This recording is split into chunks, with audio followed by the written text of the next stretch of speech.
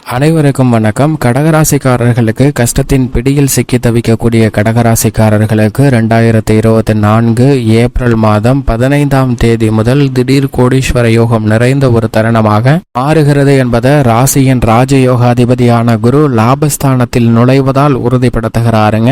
எந்தெந்த விஷயங்கள் மிக சிறப்பாக அமைய போகிறது என்பதை சற்று விரிவாக பார்க்கலாம். அஷ்டம சனியின் பிடியில் சிக்கி தவிக்கக்கூடிய கடகராசிக்காரர்களுக்கு வெகுவளவில் அஷ்டம சனியால் ஏற்படக்கூடிய கஷ்டம், பிரச்சனை, பாதிப்புகள் அனைத்தையும் விலக்கி விடுகிறாருங்க. ராசியின் ராஜயோகாதிபதியாக இருக்கக்கூடிய குரு பகவான் இது நிச்சயமாக கடகராசிக்காரர்களுக்கு வரவேற்கத்தக்க ஒரு சிறந்த அமைப்பாக பார்க்கப்படுகிறது. 6 மற்றும் 9ஆம் இடத்தின் அதிபதியாக இருக்கக்கூடிய குரு பகவான் ராசிக்கு மிகவும் சகாயமானவராகவும் கடகராசியை நட்பு ராசியாகவும் பார்க்கிறாருங்க. எனவேதான் இந்த தருணத்தில் அவர் லாபத்தில் சஞ்சரிப்பது நிச்சயமாக மிகப்பெரிய அளவுல வளர்ச்சியும் திடீர் கோடீஸ்வர யோகத்தையும் நிறைந்து கொடுக்கக்கூடிய ஒரு அமைப்பு கடகராசிக்காரர்களுக்கு உள்ளது. திட்டமிட்ட காரியங்கள் அனைத்திலும் காரிய வெற்றி கிடைக்கும். அவருடைய சுப பார்வை 3, 5, 7 ஆகிய இடங்களில் கிடைப்பதால் அசூர வளர்ச்சி பெறக்கூடிய முதன்மையான ராசியாக கடகராசி பார்க்கப்படுகிறது.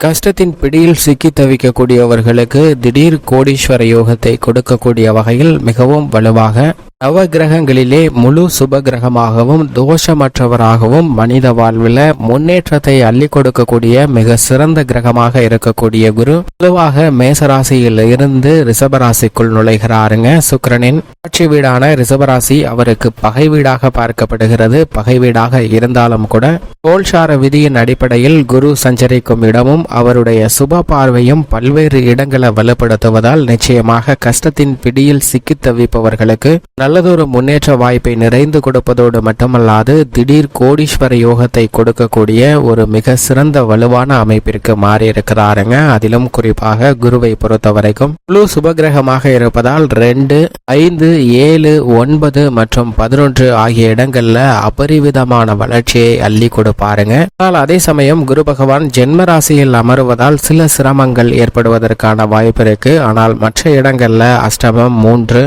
6 விரயம் போன்ற இடங்கள்ல சில சிரமம் இருந்தாலும் கூட நல்ல பலனை ஏற்படுத்தி கொடுக்கக்கூடிய வகையில் அவருடைய சுப பார்வை அமையும். அது மட்டுமல்லாது பொதுவாகவே முழு சுபகிரகமாக இருக்கக்கூடிய குரு அதிகாரம் படைத்த சுக்கிரனின் ஆட்சி வீட்டில் அமரக்கூடிய இந்த தருணத்துல பல்வேறு வகையில பொருளாதார ரீதியான முன்னேற்றத்தை பெறுவதால் திடீர் கோடீஸ்வர யோகம் நிறைந்த ஒரு தருணமாக மாறுவதற்கான யோகத்தை நிச்சயமாக உருவாக்கி கொடுக்கிறாருங்க.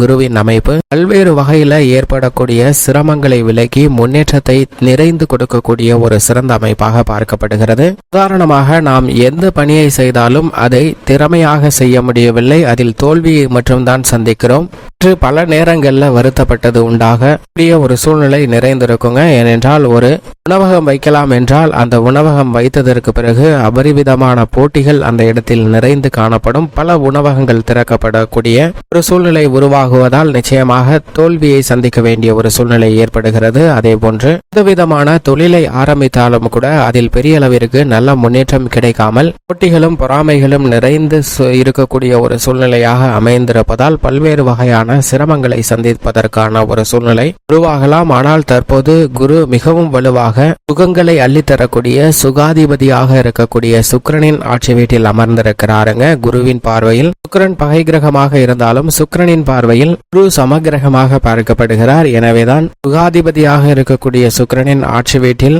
சஞ்சரிக்கக்கூடிய குருவின் அமைப்பு காரணமாக நிச்சயமாக கஷ்டத்தின் பிடியில் இருப்பவர்களுக்கு அதிலிருந்து வெளிவருவதற்கான நல்ல பல வாய்ப்புகளும் சந்தர்ப்பங்களும் குடும்பம், உத்தியோகம், தொழில் என அனைத்து விதமான பணிகளிலும் நிறைந்த முன்னேற்றம் பெறுவதற்கான வாய்ப்பு உண்டு. அது மட்டுமல்லாது பல தோல்விகளை சந்தித்து துவண்டு போயிருந்த நிலையில் ஒரு தருணம் என்பது நிச்சயமாக மிக சிறப்பாக அமையும். அவை உங்களுடைய வாழ்வில் மிகப்பெரிய மாற்றத்தை ஏற்படுத்துங்க. அதிலும் குறிப்பாக நாம் அனைவருமே கோழியை பார்த்திருக்கிறோம். இந்த கோழி தன்னுடைய இறக்கையை விரித்து பறக்காமல் பொதுவாக காலால் தான் நடந்து செல்கின்றன. தேவைப்படுகிற நேரத்தில் சிறிது தூரம், குறிப்பாக 1 மீட்டருக்கு அதிகமான தொலைவை அது கடந்து பறந்து செல்லாது. அதிகபட்சம் போனாலும் 2 மீட்டர் நீளமும் உயரம் 1 மீட்டருக்கு குறைவாக தான் அதனால் பறக்க முடியும். அது பறவையாக இருந்தாலும் கூட அதற்கான சக்தி அதற்கு மேல் இல்லை என்றுதான் சொல்லிவிட முடியும். ஆனால் இந்த கோழி அடகாத்து குஞ்சு பறித்து தன்னுடைய குஞ்சுகளை கூட்டி செல்லக்கூடிய வேளையில்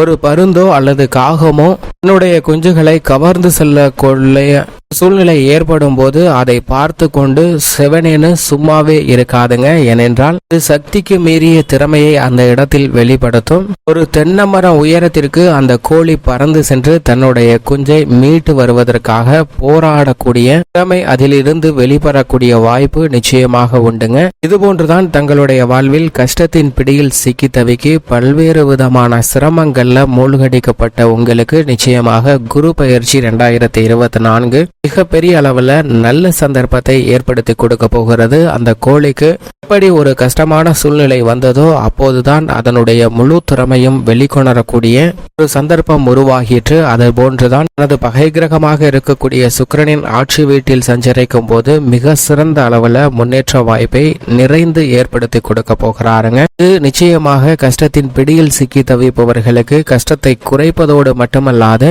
பல்வேறு வகையில திடீர் கோடீஸ்வர யோகம் நிறைந்த ஒரு தருணமாக மாற்றக்கூடிய சிறந்த அமைப்பு நிச்சயமாக உண்டு என்பதை தெளிவாக உறுதிப்படுத்துகிறாருங்க. அது மட்டுமல்லாது குருவின் நட்பு கிரகமாக சூரியன், சந்திரன், செவ்வாய் போன்ற கிரகநிலைகள் பார்க்கப்படுகின்றன. அதே போன்று குருவின் சமகிரகமாக சனி, ராகு, கேது போன்ற கிரகநிலைகள் இருக்கின்றன. ஆனால் குருவிற்கு பகை கிரகமாக புதனும் சுக்கிரனும் பார்க்கப்படுகிறாருங்க. ஆனால் இதில் என்ன ஒரு விசேஷம் என்றால் குரு புதனையும் சுக்கிரனையும் பகை கிரகமாக பார்த்தாலும் புதனும் சுக்கிரனும் குருவை பகை கிரகமாக பார்ப்பதில்லை. நவ கிரகங்களிலே பகை கிரகமற்ற ஒரே கிரகம் என்றால் அது நிச்சயமாக குரு மட்டும்தான். எனவேதான் மனித வாழ்வுல மிகப்பெரிய மாற்றங்களை சந்திப்பதற்கான வாய்ப்பை குரு ஏற்படுத்தி கொடுக்கிறாருங்க. செல்வ செழிப்பு என்பது திடீர் அதிர்ஷ்டத்தின் மூலமாக கிடைக்கலாம். ராகு, சுக்கிரன், சனி போன்ற கிரகநிலைகளால் திடீர் அதிர்ஷ்டத்தின் காரணமாக கூட சொத்து, செல்வ செழிப்பு நிறைந்து கிடைப்பதற்கான வாய்ப்பு ஏற்பட்டாலும் இந்த அதிர்ஷ்டங்களையும் முன்னேற்றத்தையும் நேர்மையான வழியில் நிறைந்து கொடுக்கக்கூடிய ஒரு அற்புதமான கிரகமாக இருப்பவர் தான் குரு. எனவேதான் குரு நவ கிரகங்களின் அரசன் என்று அழைக்கப்படுகிறாருங்க. நவ கிரகங்களிலே குரு மற்றும் சாதகமாக இருந்தால் போதும், மற்ற 8 கிரகநிலைகளும் சாதகமற்ற ஒரு அமைப்பில் சஞ்சரித்தாலும் கூட எவ்வளவு பெரிய கஷ்டத்தின் பிடியில் சிக்கி தவித்தாலும் அவற்றை தவிடுபடியாக்கி நிறைந்த முன்னேற்றத்தை ஏற்படுத்தி கொடுக்கக்கூடிய சக்தி வாய்ந்தவராக இருப்பவர் நிச்சயமாக குரு ஒருவர் மட்டுமே. அவரை தவிர வேறு எந்த கிரகமும் இல்லை என்று சொல்லிவிடலாங்க. குருவிற்கு நிகர் குரு மட்டும்தான். என்றால் மற்ற கிரகநிலைகளால் ஏற்படக்கூடிய பாதிப்புகளையும் வெகுவளவில் குறைக்கிறார். சனி உள்ளிட்ட ராகு, கேது உள்ளிட்ட கிரகநிலைகளால் ஏற்படக்கூடிய சிரமங்களை விளக்கக்கூடிய ஒரு அற்புதமான கிரகமாக பார்க்கப்படுகிறாருங்க. அவர் தற்போது மிகவும் வலுவாக சுகாதிபதியாக இருக்கக்கூடிய சுக்கிரனின் வீட்டில் அமர்ந்திருக்கக்கூடிய இந்த தருணம் என்பது பல தடைகள் நீங்கி மனித வாழ்வுல முன்னேற்றம் நிறைந்து கிடைப்பதற்கான வாய்ப்பையும் யோகத்தையும் நிச்சயமாக உருவாக்கி கொடுக்கக்கூடிய ஒரு தருணமாக பார்க்கப்படுகிறது. பகை கிரகம் என்பதால் நிச்சயமாக சின்ன சின்ன தடைகள் இருக்கும். ஆனால் அவற்றை பொருள்படுத்த வேண்டாங்க. அவருடைய சஞ்சார அமைப்பு மற்றும் சுப பார்வையை உற்று நோக்கினாலே மிக பெரிய அளவுல நன்மை நிறைந்து கிடைப்பதற்கான வாய்ப்பும் யோகமும் உண்டு என்பதை தெளிவாக உறுதிப்படுத்துகிறாருங்க. குரு பகவான் இப்படி குருவின் அமைப்பு இருக்க கடகராசிக்காரர்களை பொறுத்த வரைக்கும் லாபஸ்தானத்தில் குரு பகவான் நுழைந்திருப்பது மட்டுமல்லாது அவருடைய சுப பார்வை தைரியஸ்தானம், பூர்வ புண்ணியஸ்தானம் மற்றும் சப்தமஸ்தானம் ஆகிய 3 இடங்களை மிகவும் வலுவாக மாற்றுகிறதுங்க. தைரியஸ்தானம் வலுப்பெறக்கூடிய இந்த தருணத்தில் எந்த பணியாக இருந்தாலும் அவற்றை தைரியத்துடனும் துணிச்சலுடனும் எதிர்கொண்டு வெற்றி நிறைந்து பெறுவதற்கான யோகம் உண்டுங்க. அது மட்டுமல்லாது அஷ்டம சனியால் சந்திக்கக்கூடிய அத்தனை கஷ்டங்களையும் சிரமங்களையும் நிச்சயமாக விலக்கி விடுகிறார். ராசியின் ராஜயோகாதிபதியாக இருக்கக்கூடிய குரு பகவான் பூர்வ புண்ணியஸ்தானத்தை மிகவும் வலுவாக பார்ப்பதால் குடும்ப ரீதியாக எழக்கூடிய பல சிக்கல்கள் விலகும். உடல்நல ஆரோக்கியத்தில் நல்ல முன்னேற்றம் கிடைக்கும். பூர்வீக சொத்துக்கள், நீதிமன்ற வழக்குகள் போன்றவற்றில் சுமூகமான மகிழ்ச்சி நிறைந்த தீர்ப்புகள் கிடைப்பதற்கான வாய்ப்பு உண்டுங்க. குடும்பத்தில் ஒற்றுமை நிலவும். மேலும் இந்த தருணத்தில் பல கிரகநிலைகள் சாதகமாக சஞ்சரிக்கின்றன. சனி ஒருவரை தவிர மற்ற கிரகநிலைகள் பெரும்பாலும் சாதகமாக இருக்கின்றன. ராகு, கேது மிகவும் வலுவாக அதீத நன்மை கொடுக்கக்கூடிய அமைப்பில் சஞ்சரிக்கின்றனர். இப்படிப்பட்ட தருணத்தில் லாபஸ்தானத்திற்கு குருவும் மாறியிருப்பது பல மடங்கு அதிர்ஷ்டத்தை ஏற்படுத்தி கொடுக்கக்கூடிய ஒரு சிறந்த அமைப்பாக பார்க்கப்படுகிறது. எனவே குடும்பத்தில் எந்த விதமான பிரச்சனையும் ஏற்படக்கூடிய வகையில் சூழ்நிலை உருவாகாது என்பதை தெளிவாக உறுதிப்படுத்துகிறாருங்க. பெண்மணிகளுக்கு மகிழ்ச்சி அளிக்கக்கூடிய வகையில் பல சுப நிகழ்வுகள் உண்டு. இந்த தருணத்தில் காதல் திருமணம், நிச்சயிக்கப்பட்ட திருமணம் செய்வதற்கான யோகமும் உண்டு. அஷ்டம சனியின் ஆதிக்கம் இருந்தாலும் கூட திருமண பாக்கியமும் புத்திர பாக்கியமும் நிறைந்து கிடைக்கக்கூடிய யோகத்தை நிச்சயமாக குரு உருவாக்கி கொடுக்கிறார். எனவே குருவின் அமைப்பு காரணமாக அஷ்டம சனியால் ஏற்படக்கூடிய பாதிப்புகள் வெகுவளவில் குறைகிறது. சனியின் கட்டுப்பாட்டில் உத்தியோகம், தொழில் சார்ந்த பணிகள் இருந்தாலும் கூட இந்த தருணத்தில் லாபஸ்தானத்தில் குரு நுழைந்திருப்பதால் உத்தியோக ரீதியான சிரமங்கள் நிச்சயமாக விலகும்.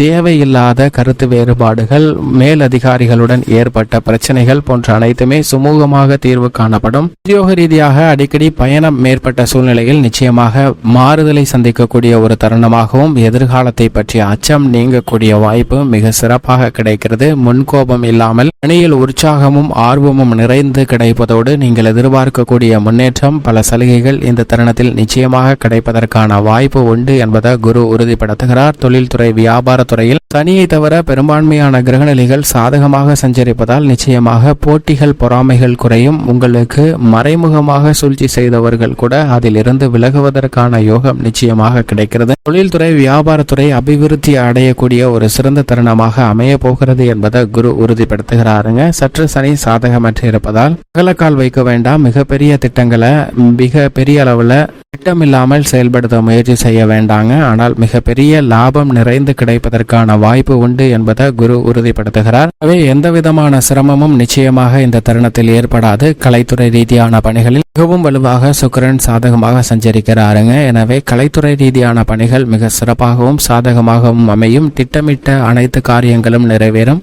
நிதி நிறுவனங்களின் ஆதரவு கிட்டும். சினிமா துறையில் புதிய வாய்ப்புகள் உங்களை தேடி வரும். இயக்குனர், புகைப்பட நிபுணர், நடிகர், நடிகைகள், கர்நாடக இசைக்கலைஞர்கள் என நஷ்டத்தில் இருந்த அனைவரும் நஷ்டத்தின் பிடியில் இருந்து வெளிவருவதோடு மட்டுமல்லாது பல்வேறு வகையில புத்துயிர் பெற்று மிக சிறப்பான முன்னேற்றத்தை ஏற்படுத்தி கொடுக்க போகிறாருங்க. லாபஸ்தானத்தில் சஞ்சரிக்கக்கூடிய குரு தொழில்துறை, வியாபாரத்துறையை போன்றே திடீர் கோடீஸ்வர யோகம் நிறைந்த ஒரு தருணமாக கலைத்துறையிலும் பல வாய்ப்பு உண்டு என்பதை தெளிவாக உறுதிப்படுத்துகிறாருங்க. அரசியல் சார்ந்த பணிகளில் குரு பயிற்சி துவங்கிய உடனே நீங்கள் எதிர்பார்க்கக்கூடிய வெற்றிக்கான நல்ல செய்தி உங்களுடைய செவிகளில் எட்டும். மட்டுமல்லாது இந்த தருணத்தில் மக்கள் மத்தியில் செல்வாக்கு பல மடங்கு உயருங்க. கல்வி சார்ந்த பணிகளில் நல்ல முன்னேற்றம் நிச்சயமாக கிடைக்கிறது. விவசாயத்துறையின் அதிபதியான செவ்வாயின் நட்பு கிரகமாக பார்க்கப்படுகிறாருங்க. அவர் லாபஸ்தானத்தில் நுழைந்திருப்பதால் விளைச்சலும் வருமானமும் உயரும். உங்களுடைய விலை பொருட்களுக்கு நல்ல வரவேற்பு சந்தையில் கிடைக்கும். லாபம் பல மடங்கு அதிகரிப்பதால் பழைய கடன்களை அடைப்பதற்கான யோகமும் புதிய நவீன இயந்திரங்கள் வாங்குவதற்கான அதிர்ஷ்ட வாய்ப்புகளும் நிச்சயமாக விவசாயத்துறையினருக்கு மிகவும் அபரிவிதமாக உண்டு. கடகராசிக்காரர்களுக்கு